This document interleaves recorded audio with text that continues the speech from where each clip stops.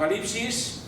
La semana pasada, como sabéis, tuvimos también que suspender la reunión de oración, coincidía con un festivo, como sabéis, y bueno, y también pues un poquito también era el tema de, sabemos cómo está la incidencia, aun cuando yo pienso que por lo menos hoy, jueves, que no somos tantas personas, tenemos el espacio suficiente y la distancia suficiente y la mascarilla y el gel pues para poder cuidarnos. Vamos a ir a Apocalipsis capítulo número 7. Apocalipsis capítulo número 7, donde se nos habla acerca de los 144.000 sellados. ¿A qué os suena este 144.000? ¿A qué os suena? Que este es un número que repiten hasta la saciedad algún grupo religioso, ¿no?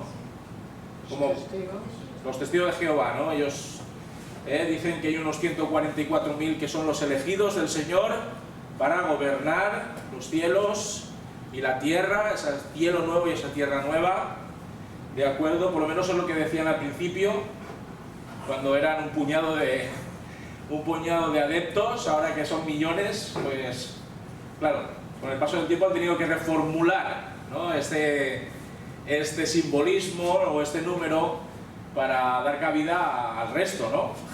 Por supuesto. Pero bien, más allá de esto, quisiera que reflexionásemos por un instante sobre los tiempos de la iglesia primitiva, ¿no? Los tiempos en los cuales estaba viviendo el propio Juan. Ya hablamos en su momento que Juan, cuando escribe esta carta, cuando escribe este documento, lo hace en el destierro de la isla de Patmos, siendo condenado por parte de las autoridades romanas como un peligro, como una persona que estaba de alguna manera atentando contra la dirección general de adoración que existía en aquellos tiempos. Y aquellos que desde el inicio de la andadura de la iglesia primitiva tuvieron que sufrir tormentos y tuvieron que sufrir persecución a causa de ser portadores del mensaje de salvación de Jesucristo, brindan a los creyentes de todos los tiempos una ejemplar inspiración sobre la importancia sublime de seguir las pisadas de Jesús en la misión que estos primeros cristianos tenían en tan alta estima.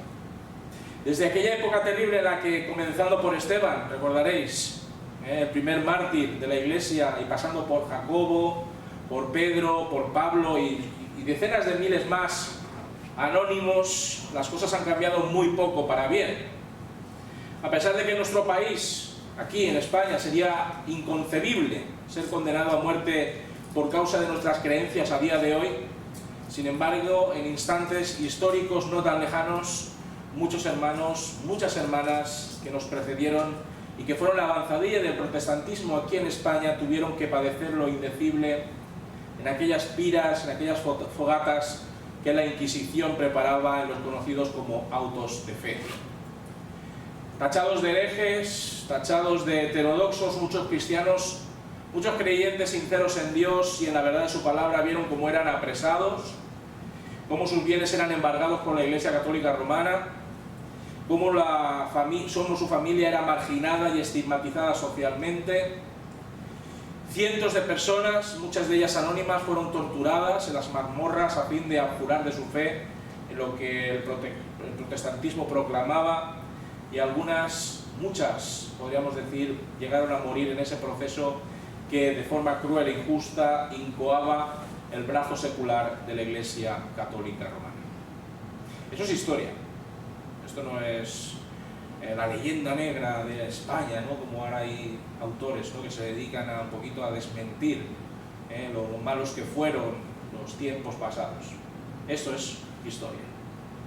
Los relatos de hermanos y hermanas en la fe que fueron tratados como perros, o incluso peor que eso, podemos hallarlos en una amplia bibliografía que todavía conserva los registros de aquellos juicios infames y sangrientos. Los mártires protestantes, cuyo único delito había sido predicar el Evangelio de gracia de nuestro Señor Jesucristo, o repartir Biblias y porciones de las Escrituras en castellano, o congregarse de forma clandestina a un puñado de personas en sus hogares, nunca deben ser olvidados por la Iglesia contemporánea. Nunca debemos olvidarnos de aquellos que nos precedieron y que sufrieron lo indecible para conquistar lo que nosotros hoy disfrutamos. Nosotros hoy disfrutamos de una relativa tolerancia religiosa, de una libertad de expresión más o menos completa. Gozamos de un derecho a la reunión en nuestros templos que está garantizada en las normativas del Estado. Hemos de reconocer, queridos hermanos y hermanas, que nuestra realidad está enormemente alejada del temor a ser vistos leyendo la Biblia o facilitando ejemplares de la palabra de Dios, aunque nunca, diría que nunca, deberíamos relajarnos y mantenernos alerta ante otra clase de ataques o censuras más intelectuales o ideológicas que podemos ir recibiendo de las formas más civilinas y taimadas. El libro de los mártires de John Foxe, no sé si alguno lo ha podido leer en algún momento, o la historia de los heterodoxos españoles de Marcelino Menéndez Pelayo, son una lectura, desde mi punto de vista, yo que los he podido leer, son una lectura ampliamente recomendada para todos aquellos de nosotros que deseemos reflexionar sobre cuál fue el coste del discipulado cristiano aquí en España y en toda Europa, y que busquemos meditar a través de estas obras, que son obras de investigación, que son obras testimoniales, sobre la importancia de ser fieles, sobre la importancia de ser leales al Evangelio y a la misión de Cristo que nos ha encomendado como Iglesia y también, por supuesto, nos ha encomendado como individuos. En el texto que hoy nos ocupa en este estudio, si recordamos, hace 2 semanas, 6 sellos han sido abiertos por Cristo. Recordaréis, ¿verdad? El Cordero de Dios, el único digno de abrir esos sellos, de manera paulatina ha ido abriéndolos. Los jinetes que traen la destrucción, la mentira y la miseria al mundo ya galopan sin desmayo recorriendo el orbe terrestre y la humanidad se halla herida de muerte. Por lo menos esa es la imagen que recibimos hace 2 semanas en el Apocalipsis. El terror y el desconcierto están haciendo mella en el ánimo de todas aquellas personas que presienten el advenimiento de Cristo para juzgar a las naciones, mientras que la adoración celestial cada vez asciende en apasionamiento, asciende en fervor, y solo queda por abrir un sello, el 7º, ya lo veremos la semana que viene, el cual dará comienzo a una serie de acontecimientos globales que sobrecogerán a todo espíritu que habita sobre la faz de esta tierra. Mientras esto llega a suceder, el juicio divino sigue azotando el ámbito terrenal, por lo menos así es como lo expresa el apóstol Juan en este capítulo número 7. Y nos dice en los primeros 8 versículos lo siguiente, que después de esto, es decir, después de abrir los 6 primeros sellos, vi a 4 ángeles en pie sobre los 4 ángulos de la tierra, que detenían los 4 vientos de la tierra, para que no soplase viento alguno sobre la tierra, ni sobre el mar, ni sobre ningún árbol. Vi también a otro ángel que subía de donde sale el sol y tenía el sello del Dios vivo. Y clamó a gran voz a los 4 ángeles, a quienes se les había dado el poder de hacer daño a la tierra y al mar, diciendo: no hagáis daño a la tierra, ni al mar, ni a los árboles, hasta que hayamos sellado en sus frentes a los siervos de nuestro Dios. Y oí el número de los sellados, 144.000 sellados de todas las tribus de los hijos de Israel. De la tribu de Judá, 12.000 sellados. De la tribu de Rubén, 12.000 sellados. De la tribu de Gad, 12.000 sellados. De la tribu de Aser, 12.000 sellados. De la tribu de Neftalí, 12.000 sellados. De la tribu de Manasés, 12.000 sellados. De la tribu de Simeón, 12.000 sellados.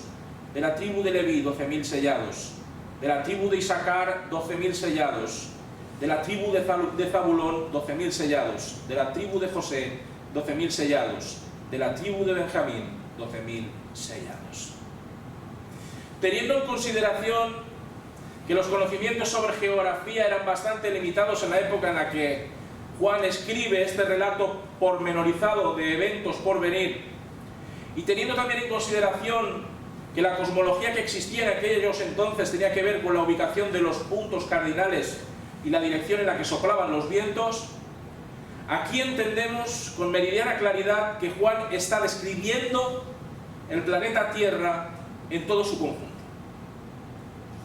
Tomado el mundo como un tapiz plano, sin extraer conclusiones terraplanistas, por supuesto, ¿vale? Aquí no vamos por ese lado, por esos derroteros. Muchos artistas y astrónomos de la antigüedad solían representar los vientos como la acción de determinados ángeles. No sé si alguna vez habéis visto alguna obra pictórica o alguna obra de cerámica donde aparecen los vientos que recorren la Tierra en forma de ángeles. Yo se los he visto en algún lugar. Por ejemplo, una muestra de ello es el mosaico policromado de azulejos de Manises que existe en una de las salas del Palacio Ducal de los Borgia en Gandía. No sé si alguno de vosotros ha estado alguna vez. Si no ha estado, está cerquita y es precioso. Y hay un lugar, hay como una especie de saloncito donde cuando entras no puedes entrar. En realidad tienes como una barrera y desde ahí puedes ver un detallado mapa de los vientos. Y en cada esquina hay un ángel soplando. Eso es muy, muy curioso. Es la manera en la que tenían de representar, ¿no?, los vientos, ¿no?, determinados ángeles, los cuales de forma armónica desataban o ataban las corrientes atmosféricas según las especificaciones divinas sobre las estaciones. Ahí lo vemos, en ese mosaico policromado también, junto con los 4 elementos fundamentales y diferentes clases de animales según el medio ambiente de vida. Es muy bonito, sí, también lo podéis ver por internet, buscáis en Google ese mosaico policromado, es precioso, de verdad que es muy hermoso. Pues imaginemos, ¿no?, por un instante, ¿qué sería de la Tierra si de repente todos los vientos que mueven las aguas de nuestros océanos se detuviesen de repente? ¿Qué creéis que sucedería? ¿Qué pensáis? Que de repente todo viento se detiene y ninguna brisa de aire corriese en ciertos lugares de la Tierra. Hemos de tener en cuenta, y estos son datos científicos, que el viento es un regulador de las distintas temperaturas debidas a la diferente radiación solar que llega a la superficie terrestre y por supuesto de la cantidad de vapor de agua presente en la atmósfera. Así como también es regulador de las plantas, para que éstas puedan enviar por medio de este viento o de estos vientos, ¿el qué? Sus semillas. Sus semillas y así poder reproducirse. Fijaos si tiene importancia los vientos. Yo creo que vivir sin viento parece absolutamente imposible a día de hoy. Por lo tanto, comprenderemos que subsistir en esas circunstancias tan terribles, sin viento en toda la Tierra, sería algo que haría que la vida fuese una auténtica pesadilla. Todo obedece al juicio de Dios sobre el mundo antes de que Cristo por fin regrese de nuevo. No obstante, un nuevo ángel aparece desde el alba, nos dicen estos versículos que hemos leído al principio, desde donde nace el sol, y ordena con voz de mando que estos ángeles que detienen la acción de los vientos sobre el mundo vuelvan a dejar que estos fluyan y actúen de nuevo, al menos hasta que los que todavía han de creer en Cristo completen el número de aquellos que han de ser salvos. Este ángel que aparece posee en su frente el sello del Dios vivo. ¿Qué es este sello? Podríamos preguntarnos. Pues este sello que aparece en su frente es la marca inconfundible de que pertenece a Dios, de que su tarea está avalada por la autoridad de Cristo. Y del mismo modo aquellos que son sellados, que aparecen aquí como sellados, son aquellas personas de todos los tiempos que han reconocido el señorío de Cristo en sus vidas y que se someten a la voluntad divina sin fisuras. A continuación, una voz hace un recuento de aquellos que son sellados por Dios como su posesión más preciada. El número, con un simbolismo más que nítido, es la multiplicación de ¿qué? De 12.000 por 12. 12.000 por 12 son 114.000 sellados. El 12, o sea, 144.000 sellados, perdón. El 12 es una cifra con un gran significado para los judíos, ¿verdad? ¿Conocéis algo que contenga el número 12 y que pertenezca a la Biblia? Los 12 tribus. ¿Los 12? Las 12 tribus de Israel, ¿qué más? Los 12 apóstoles también son 12. Hay varias significaciones con este número, dado que son, como ha dicho bien nuestra hermana Carmen, 12 son las tribus de Israel y 12 son los apóstoles de Cristo, lo cual implica una perfección eterna, algo que podremos valorar mejor cuando lleguemos a hablar de la nueva Jerusalén celestial. Estos 144.000 sellados se distribuyen por tribus. Mira que hay un recuento de cada una de ellas, lo cual en mi modesto entender nos sugiere que estos escogidos por Dios son aquellos creyentes en Cristo que pertenecen a la nación de Israel. Dice, de tal tribu, tantos, de tal tribu, tantos.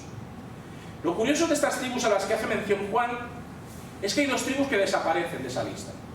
¿Os habéis dado cuenta? ¿Qué 2 tribus desaparecen ahí? Efraín. No, Manasés sí está. El que falta es Dan. ¿Lo habéis notado? Efraín y Dan no están en ese recuento, en esa enumeración, en esa lista de sellados. ¿De acuerdo? Pero sí hace una cosa el apóstol Juan, y es que incorpora a Leví y a José y ubica a Judá como el primero de la lista. Claro, esto tiene su intríngulis, esto tiene su significado. Esto no quiere decir, por ejemplo, que Juan hubiese cometido un error de bulto. Esto no quiere decir que Juan, a la hora de componer esta obra magna, no supiera exactamente la enumeración de tribus halladas en el Pentateuco. ¿Vosotros creéis que Juan no sabría cuáles eran los 12 tribus de Israel? Vamos, yo creo que no. Por eso, lo que podemos de alguna manera concebir, de alguna manera especular, a modo de explicación, que Dan y Efraín no aparecen en esta lista precisamente a causa de ser degradadas por mor de su idolatría exacerbada.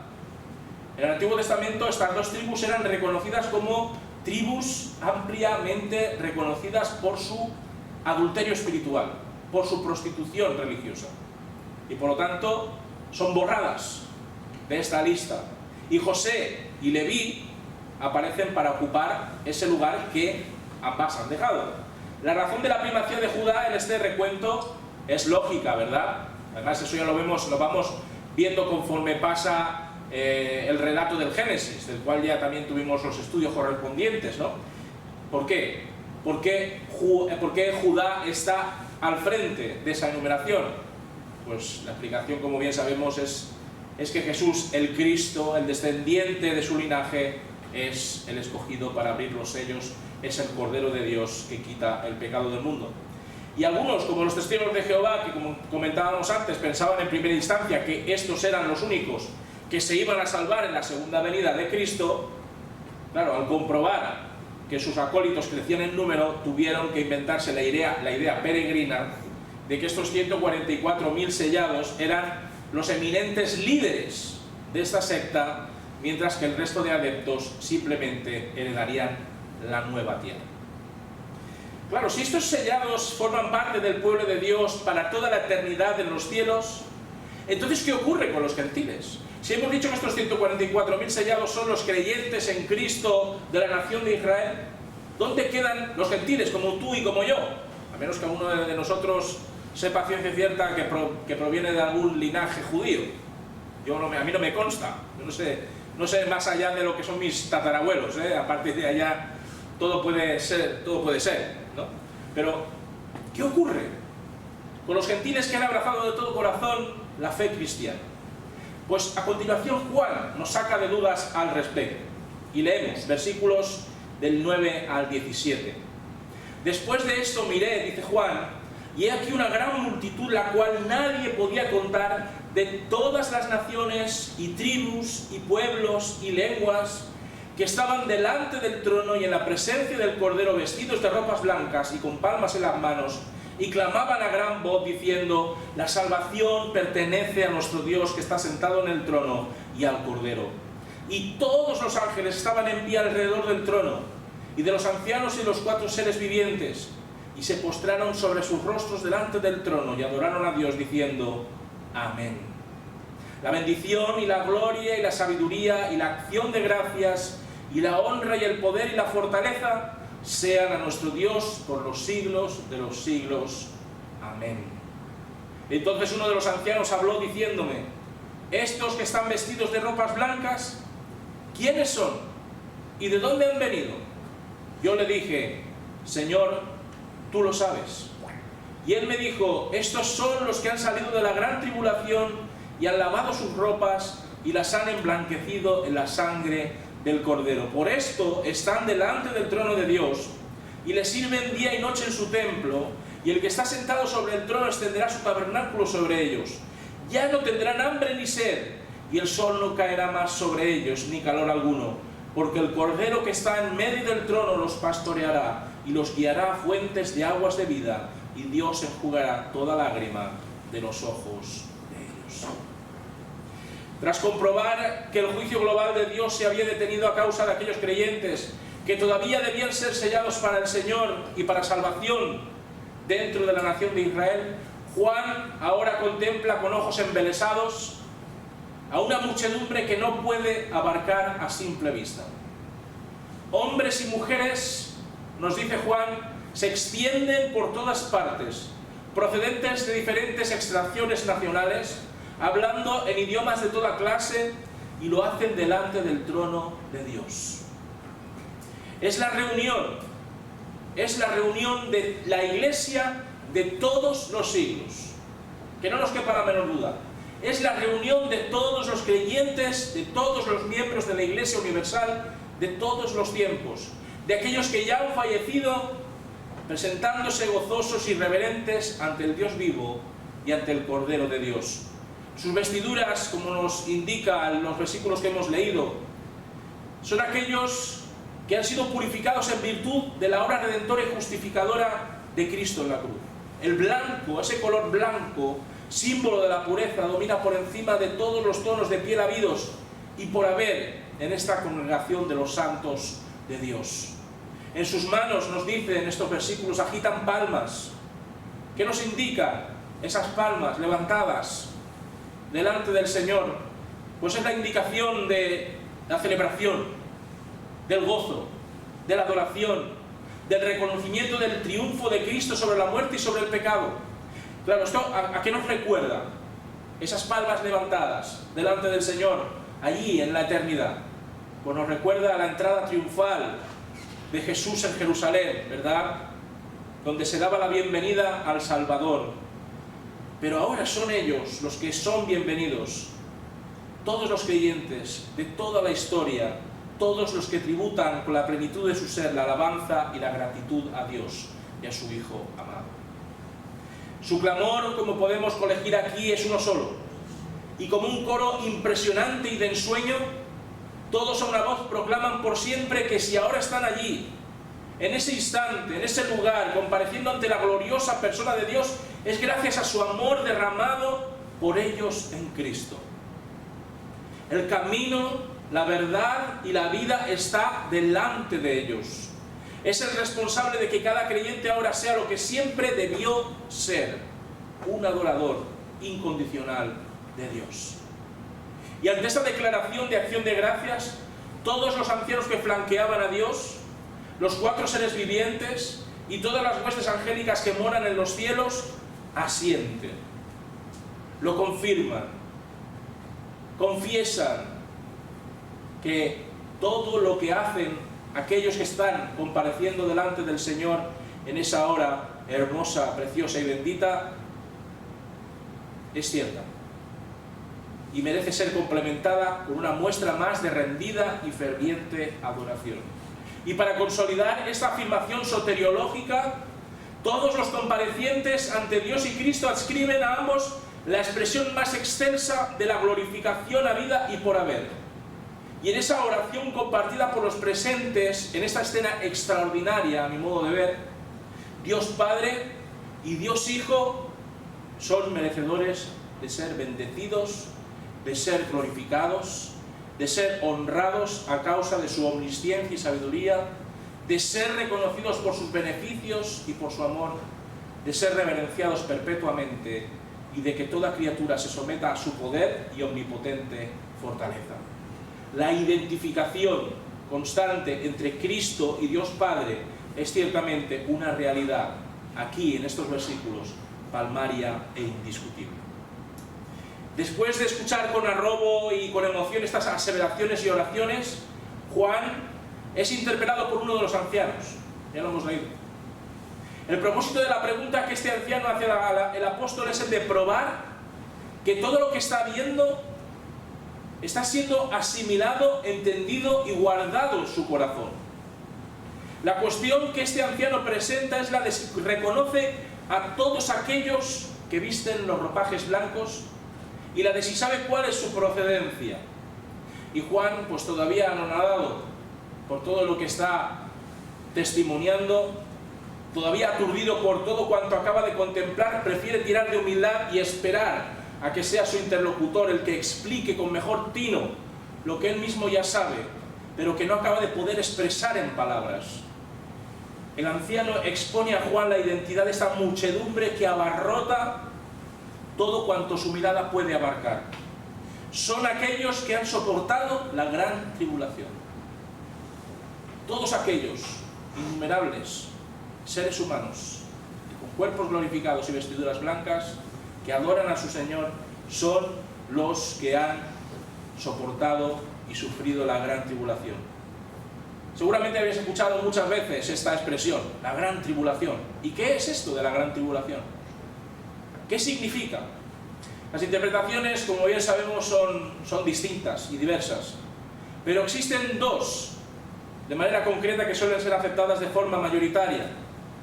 Una de las interpretaciones acerca de esta gran tribulación habla de todo el tiempo que abarca desde la ascensión de Jesús a los cielos y el kilómetro cero de la iglesia primitiva hasta el segundo regreso de Cristo, es decir, que los creyentes sufrirán persecución y martirio durante siglos hasta que Cristo vuelva de nuevo, y que estos mártires son los que están conformando esa gran multitud.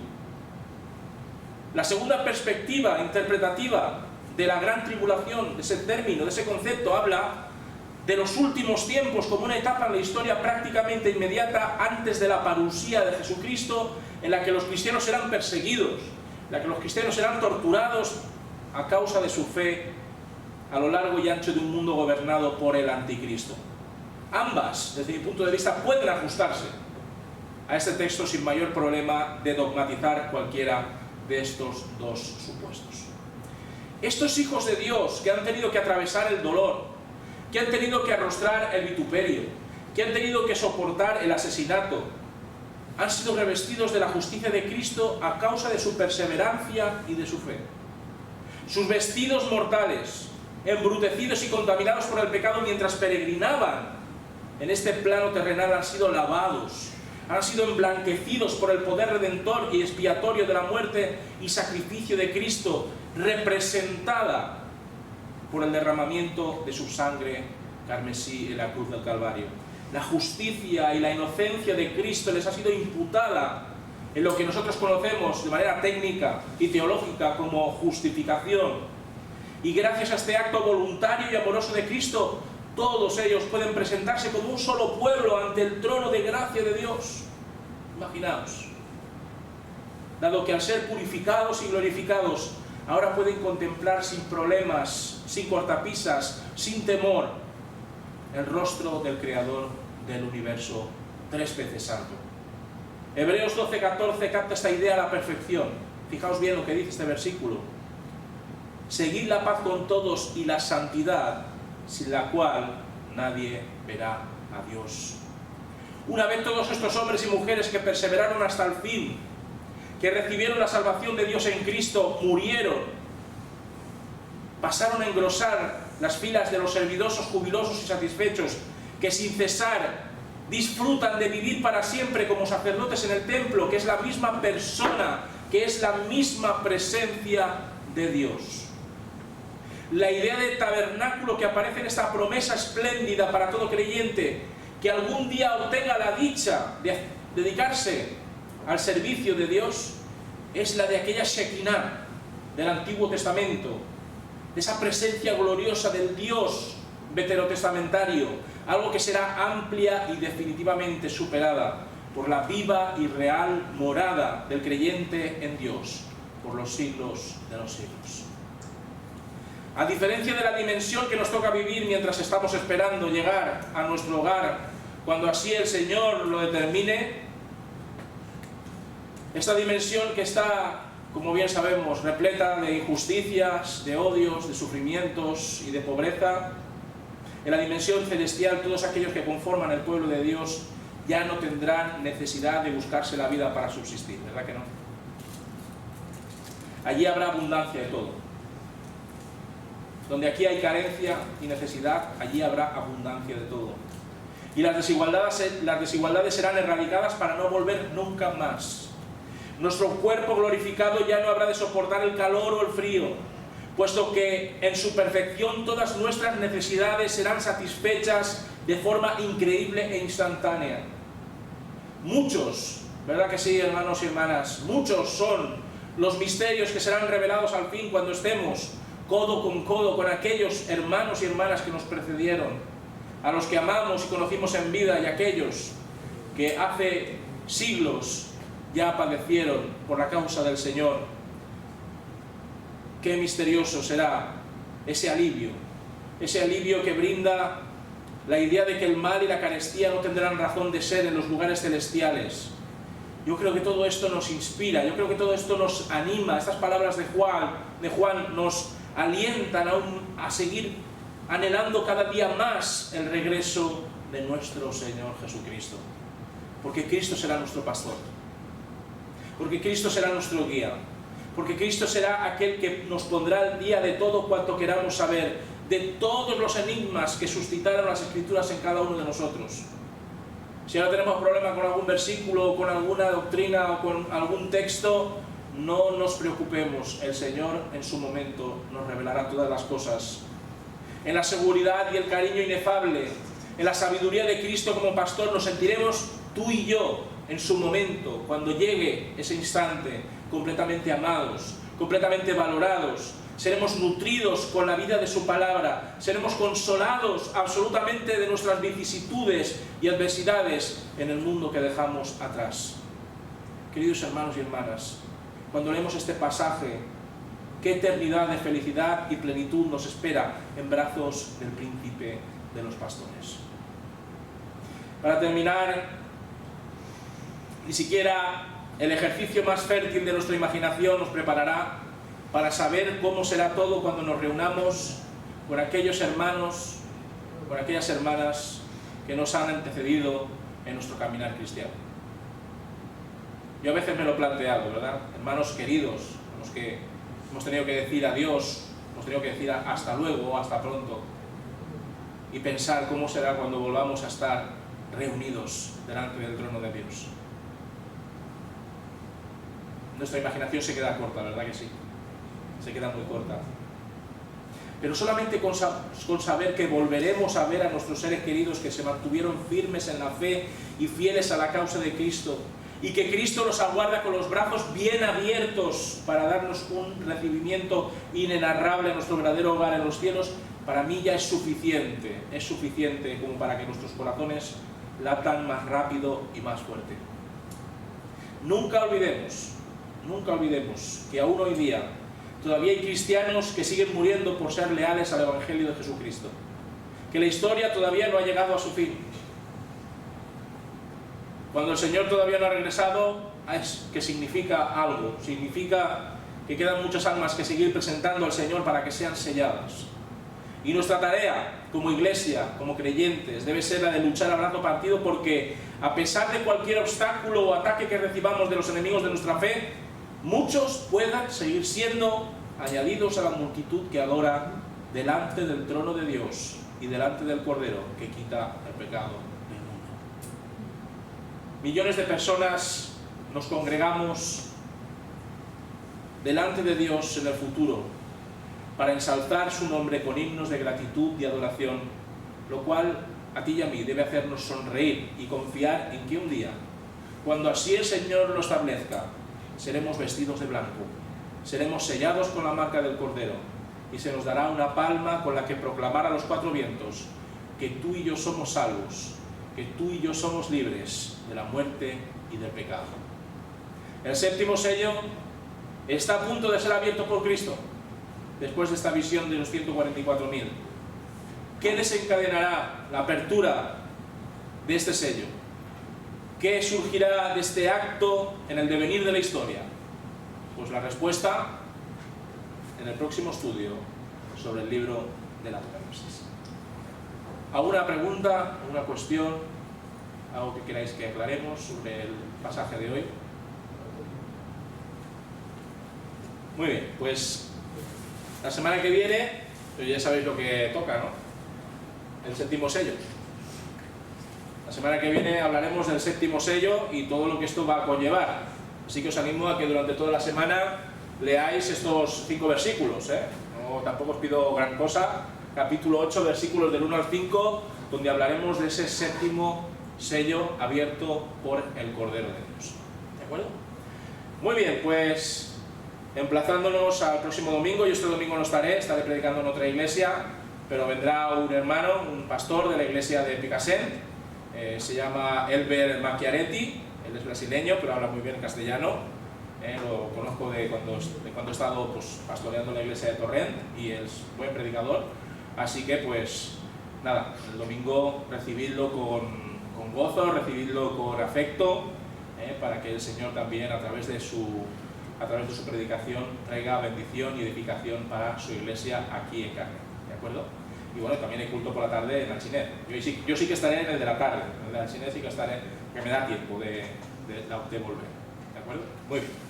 Pues nos despedimos hasta el domingo, cantando la doxología y pidiendo, por supuesto, que el Señor nos guarde, nos proteja en esta situación difícil y complicada que tenemos